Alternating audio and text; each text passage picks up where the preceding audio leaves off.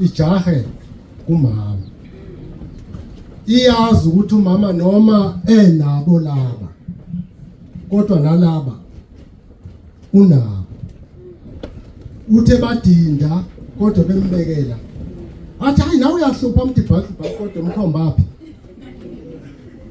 Uthe mshaya ebemondla. Manje ke nala ekholweni uma ungenakho lokho ngeke ulunge. Angazi ngesikhathi esingakanani ngikhona ababumkhizi bengina lespeaker uyasazi shabalala lesi ngizonixoxela nje into ezimfihlo ngekuyinaka. Ngakhuluma nomuntu obezosenzela i-keyboard yonke into kungeyakhe. Ngathi akangitshela imali akangangitshela. Ingane lezi zami zimthinta uthe esuka zathi ayisakhona ukumthola. Ngithe ngisedrobheni ngafonelwa ngomunye umzalwane. Wathi yazi awunike account yakho. Ngamnika. Wafaka imali ewu-5,500. Ngasuka ngaleso sikhathi mama Sibani ngawuthenga le speaker nale amp. Ngazokubeka la khona kuleli viki. Uma ngilokhu ngimncenga lo muntu abese shimale enkulu ayifunayo bese ngidayi bofika ngokonke ngenze njalo. Bese kuba khona umuntu la kimi othi nina nijwayele ukushayelwa i-keyboard ngabantu abangafuni nidansela imoya yomuntu oshaya i-keyboard endlini yami ngifuni. Uyabona sikwenza kanjani? Ngavele ngamiyeka. Bengithe ubaba Maya kuzondlula mthathe. Kwakhona nje into egcizelela ukuthi ngeke afike. Akafika. Uma sengifonela omnye ubaba bakhonza naye uthi ubengekeze uyakwazi ngoba babuye bayijolele baphuza. Laba bazalwane sizoqala impilo phansi. Uma ufika ungumfundisi ungena esondweni lombumbi uyabunjwa la uqalwe phansi. Awukwazi ukuma phambi kwabantwana bakaNkuluNkulu nezono ongayivumanga kumninizo wehlukane nazo. Amen. Ukade kusitshela manje babunsibande kuthiwa uthi uJesu izono zakho zixolelwe sukumuhamba. Komunye athi ukukholwa kwakho ukusindisile. Kusho ukuthi kunabantu abahlezi phansi kwelika moya ngoba izono zabo zingaxolelwanga. Kodwa uthi uJesu namhlanje izono zakho zixolelwe. Akabuza uyababheka abonto inkinga izono abesethi hayi izono zakho xolelwe. Lithi iBhayibheli umuntu avela asukume khona la. Kunezinto ezingasenzakaleli ngoba sihleli nabantu abathi izono ngayivunywa. Bamtsibandi kunjani? Sengaba ngumlungu ke mina. Yabona nje mama Sibande ngangade ngiyuthisha omkhulu eqaleni. Sengishintshile ke manje senginguthisha ophethe uthisha abakhulu. Ngoba iholo lasezulwini seliqala kimi bese liyakuthisha ke izisebenzi kahulumeni. Ngoba mina kukithi kubo wengcebo isekhaya. Inkinga thina senza ingcebo kube ngiyakithi ngempilo ehlanzekile. Njengoba ubona ingcebo isendlula iya kubantu abangakholwa, uma uyobabheka bayakholwa yilento abayikholwayo. Bayakholwa nje ukuthi amadlozi kanjani akhona. Bengawaboni. Thina ngapha asikholwa ukuthi uJesu uyalenziswi. Uma ethi uJesu uyocela noma yini nginenzele usho lokhu uqedile. Inkinga yethu asikholwa into esikhulumayo. mina ngangiguquza amaphilisi wakuguqa ngize ngawanika nesikhathi ukuthi ngesikhathi esithile sohlangana noma uJesu ngathi hamba uyothandaza sengicupha ukuthi ngizothi ngiyathandaza isikhathi sami samaphilisi sishaye kungcono uJesu ame ke ngiqale ngesikhathi samaphilisi what angisho ukuthi hamba uyokwenza lokho ngoba ngakwazi ngephi what ngeke ubabeka abantu izandla udlala amaphilisi kuzophuma lento idlela lamaphilisi ingene kulaba bantu wena uzokhiqiza iguli ngoba nawe uyagula ngawathatha abamsibande ngawabeka la ngawaxoxela ngathi lalelani la anisangeni kwami mina ngiyongena emfuleni kusukela manje wathi uSathane uzofa uyababonaosibanibani nanikhonzana baqhubeka izibindi uyababona obani yababona obani kwasho ukuthi ngimile edwaleni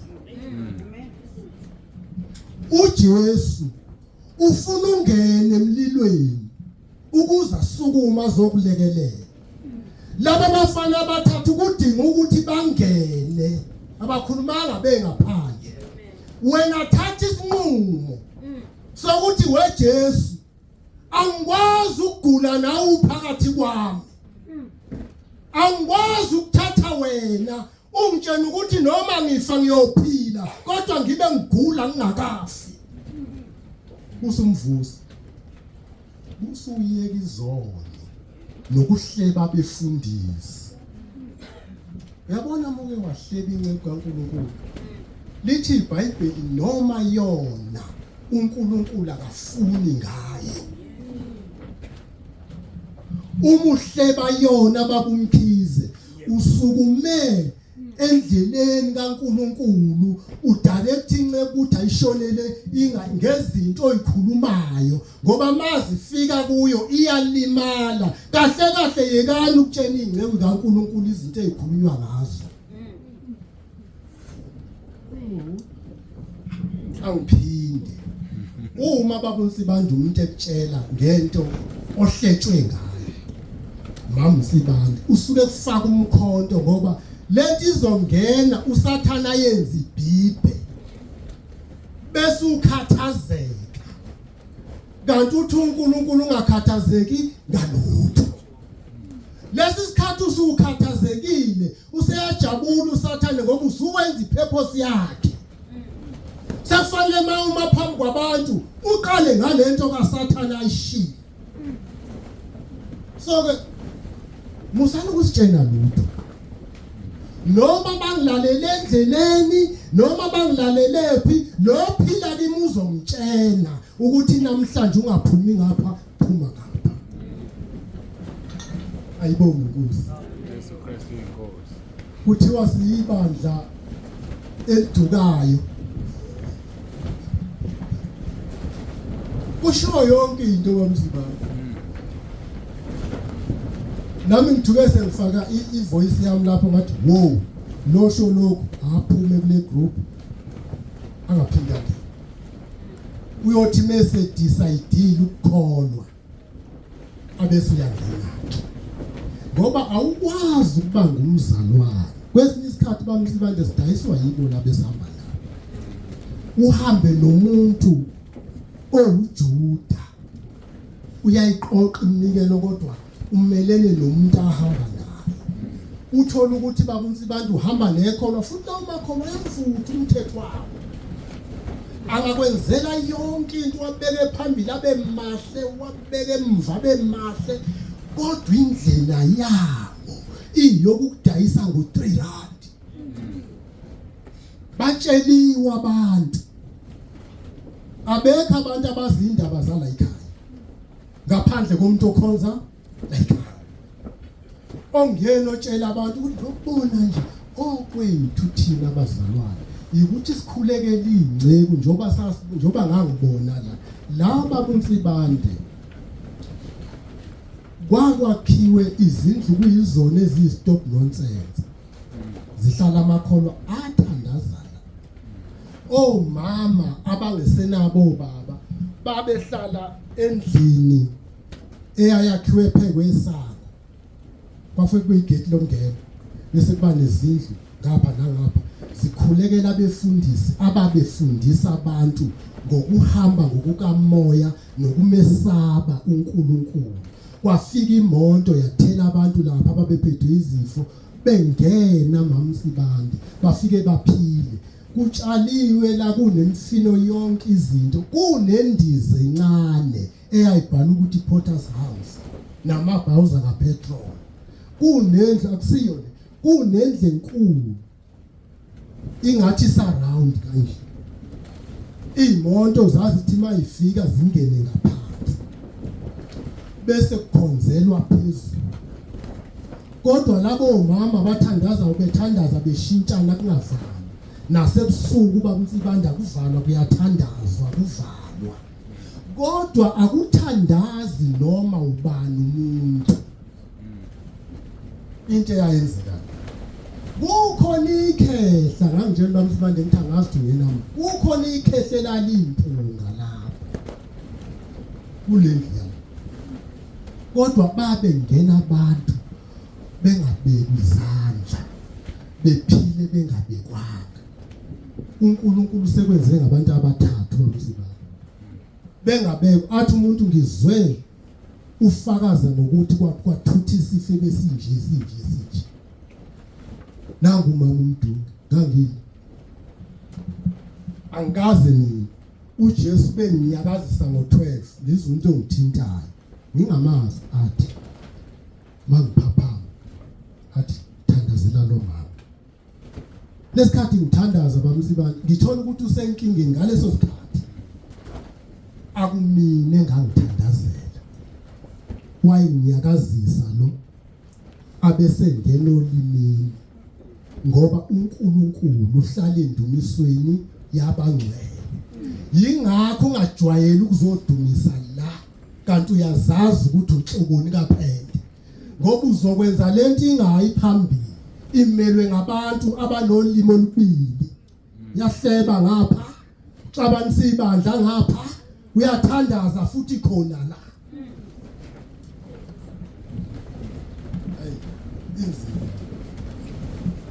Izima ngisho sebesikhiphile kodwa ukuthi begcina namhlanje ekhweni lami bengigcina namhlanje sebekhiphile kwashiwo kwathiwa uyagcina hayi ukushumayela bengigcina ukuhlanganyela mhlawumbe la uNkulunkulu abona ukuthi angifithi khona wathi ke ngiyagcina. Isizathu angifuni ukuba nenzondo engenasidingo. Ngithi kumamdla ukuthi uma unezimpi zakho ngeke ngiyingene ngoba ufune kuyiphasa. Nama nginezimpi zami ungayingeni ngoba ufuneka ngiyiphasa. Manje ke angikwazi ukuthatha impi kaBaba uMkhize ebhekene noBaba uNsibande bese ngingena. Uma umntwana kaNkulunkulu uzonda umuntu ongumzalwane uthi uyini ungumbulali. Uyabona ukuthi uhamba nje yini lithi iBhayibheli akho mbulali onokuphila okuphakade okuhlala phakathi kwabo. Yingakho kufanele sivume izono ukuthi siqhubekela sesiqedile. Bekuyilokho nje bengikudlulisa ukuthi kwabonakalani la akulona isonto. Ngiyajabula ukuthi nihambe nifike ngamsibande ngoba izinsuku zomuntu lezomuntu ekaNkulunkulu bekungiphethe kabi ukuthi yazi ukuthi angathi uNkulunkulu awuze lapha usuhlale kakhulu emhlabeni awufuni ukwenza into engitheleza macime ibani uthola kade akekho umuntu owazi iplan kaNkulunkulu ukuthi ngale ndawo yini. Ziyasuka izingane zami noma wazo bakhe ibig house enkulu abaqothula uNkulunkulu ngoba indawo yakhe. Bese kuthi udla kude wayethwele wathi ngahamba zamlandela zonke izingane kanti ubebanga indawo noNkulunkulu. Ayibangwa indawo noNkulunkulu. Mina anginandawo, anginayo. Le kwathi ababusi bande ngiyokukhuleka. Mawufisa ukuzokhuleka uthatha imoto yakho ufake ukhiye, ufike uvule lezo zinto ezayisurroundile, ungene ukhuleke wenze okwenzayo, ufundise abafundiswayo endlini, uNkulunkulu athi hamba ihambele. Akulona isonto. Sesiqedile. Cela sikhuleke.